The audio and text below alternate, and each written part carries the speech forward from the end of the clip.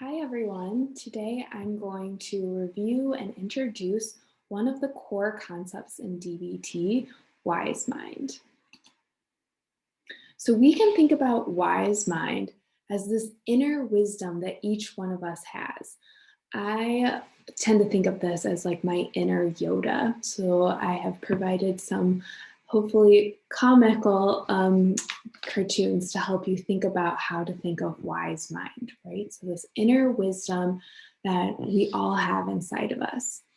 This inner wisdom includes the ability to identify and use skillful means for achieving what we want. We can also think of it as the ability to access and apply knowledge, experience, and common sense to a given situation. In order to enter this state of wise mind, right, to really listen to our inner Yoda, we have to integrate opposite states of mind. And these opposite states of mind include both a reasonable and an emotional state. So these states of mind oftentimes can get in the way of us listening to our inner Yoda or being in wise mind. And often what interferes with accessing our own wisdom is our state of mind at the time.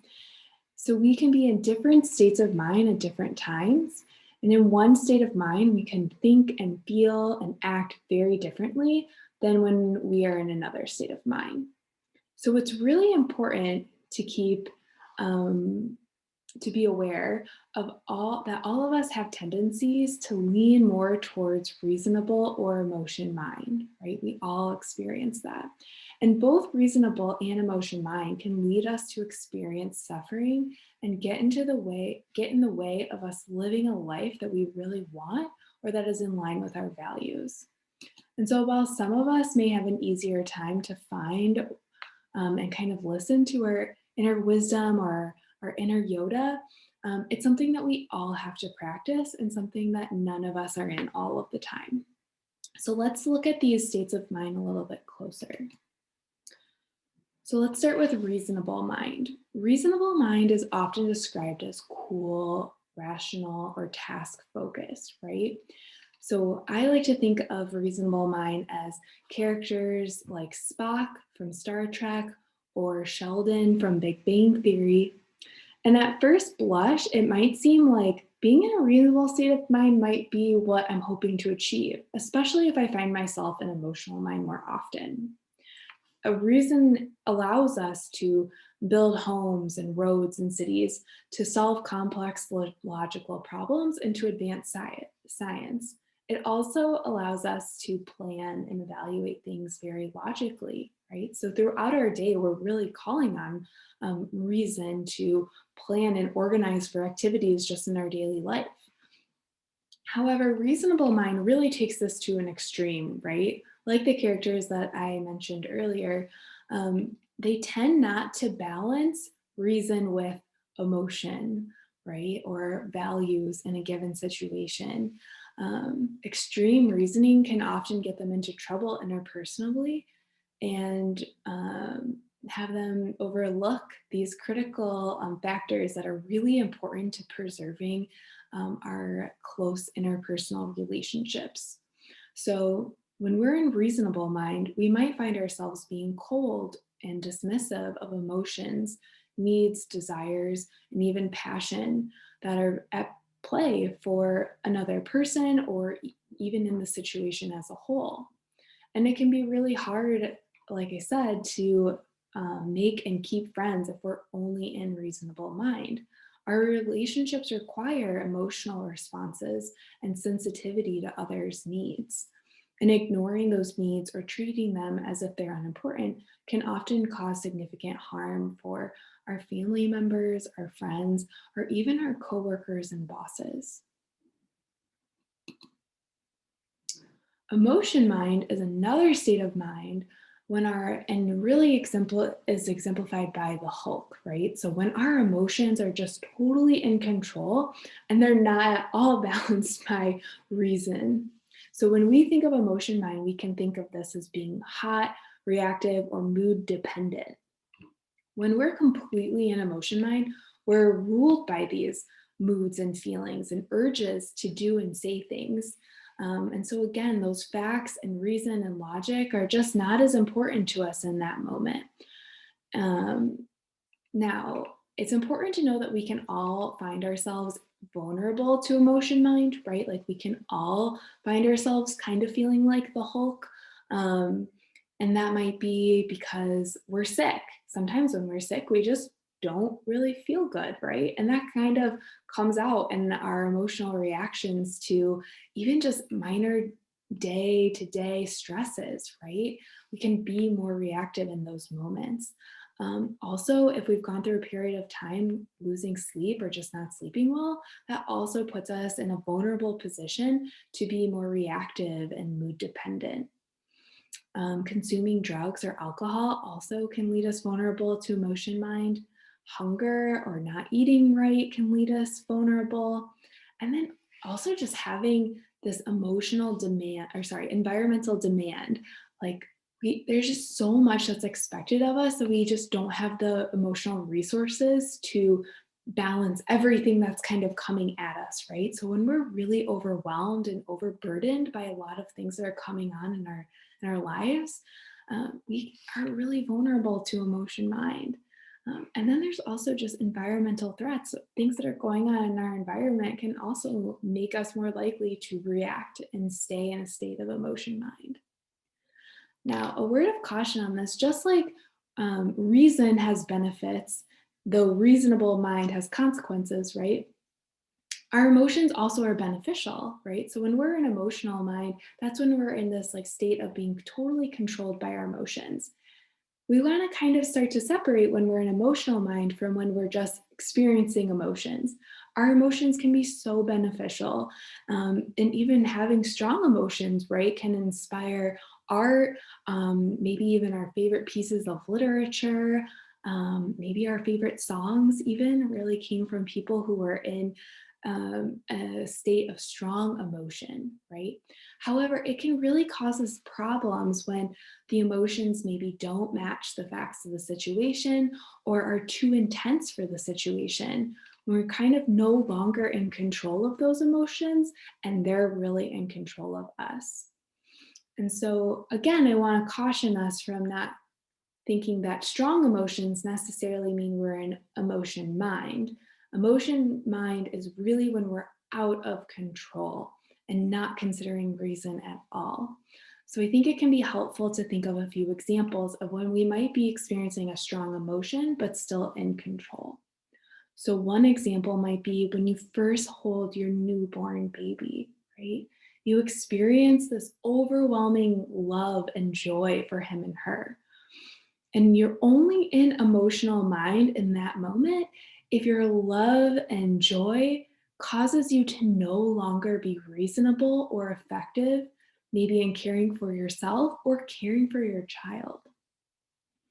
We can also think about this in the context of finding out that a loved one may have died. We will probably experience a strong sense of grief in that situation over the loss of our loved one.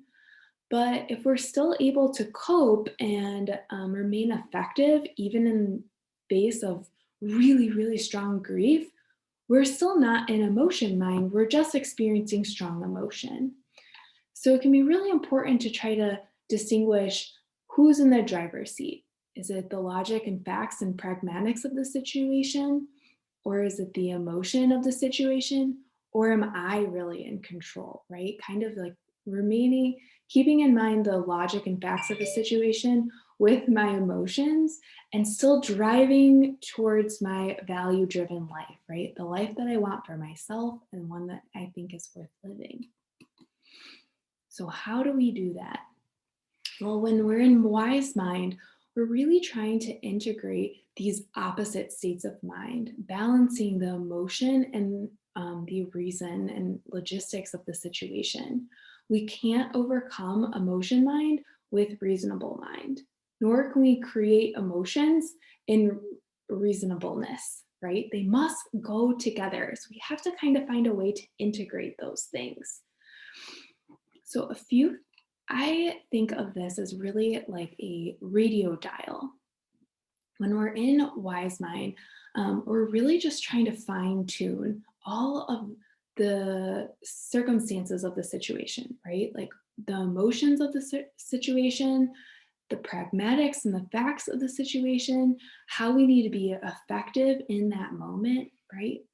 And just like a radio dial, it can be kind of tricky, right? When we're kind of scrolling through the radio to try to find like the perfect radio station, especially maybe out in the country somewhere where there's really no great strong signals coming through, right? Takes a lot of patience and practice, right?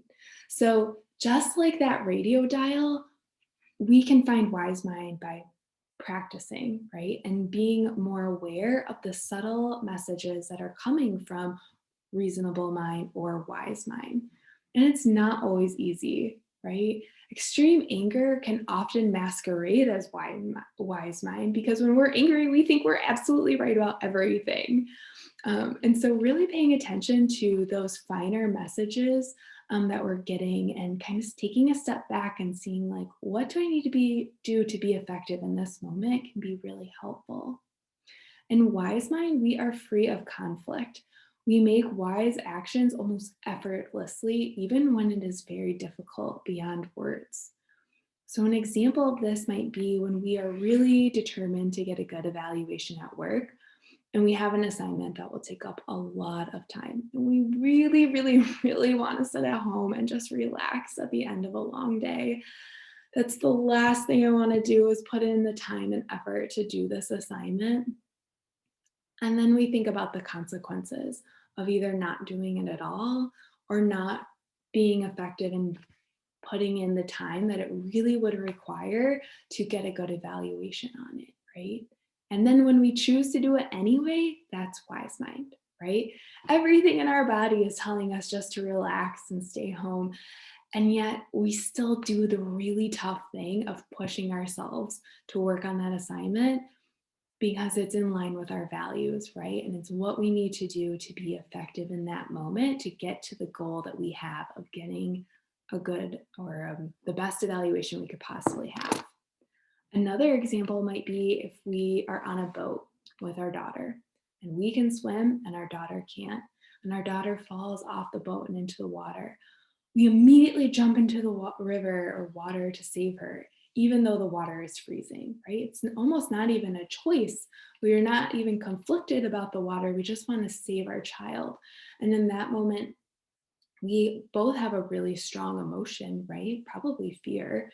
And we can do what is effective and needed in that moment. So, those are some examples of what we mean when we're talking about wise mind. And just as a final reminder, everyone has wise mind, right? We all might differ in our ability to really fine tune into that message to listen to our inner Yoda, but we all have it. And the dialectic here is that no one is in wise mind at all times, right? We can all find ourselves leaning more towards reasonable mind or emotion mind and needing to use some skills to get back into wise mind. A final questions and takeaway points that might be good to think about are really asking ourselves, how do I know when I'm in emotion mind versus reasonable mind? Or better yet, how do I know when I'm in emotion mind versus wise mind? Sometimes that can be a really tricky distinction, especially like I said, in face of things like anger, right? We often can go into this place of being almost apathetic, like I don't care anymore because I'm so angry. And that's not the same as wise mind, right? So, really trying to take a step back and think, how do I know when I'm in a wise mind? How do I know when I'm in emotion mind? For some emotions, it might be easier to identify. Anger might be easier to identify than anxiety or panic, right? Um, and so, we're just kind of starting to become aware of what those triggers and early warning signs are for you. The other thing that is important for us to start to think about is what are some of those vulnerability factors that we may be dealing with right now that leave us vulnerable to emotion mind? Am I getting enough sleep? Do I have a lot of demands coming up in my life right now? And kind of working through those, being aware of them, and doing what we can to be proactive to prevent us from staying in wise mind, right? We all can get into staying in emotion mind. We can all get an emotion mind. We don't want to stay there. Handout 3A can actually provide us some active ways to start practicing wise mind in the meantime. So I look forward to